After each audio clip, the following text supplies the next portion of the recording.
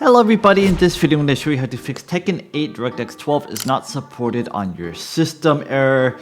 It's very easy to fix, so try not to skip any steps. Okay, how do you do this? Go to search, type in run, and in this run box type in DXDIAG, press enter.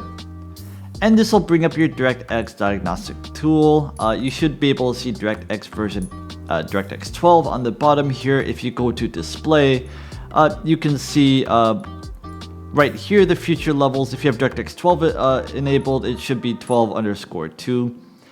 Okay, now let's see. If you do not have it right here, I have DirectX 12 Ultimate enabled, for example.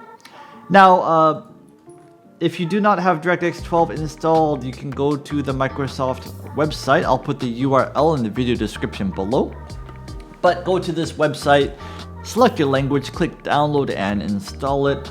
Now reboot your computer to see if that fixes the issue. If it does not, you can force DirectX 11 by going to Steam, going to library, finding the game, right clicking and hit properties. Under general, type in -DX11 to force it to go into DirectX 11. Even if you are not using Steam for this game, you can add a game and add a non-Steam game and do what I just told you to do.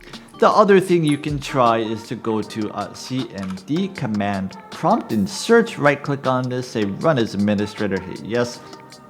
This black will pop up, type in sfc /scan now, hit enter, and this will take all of your Windows files and see if they are corrupted, and if they are corrupted, it will replace them with a newer version.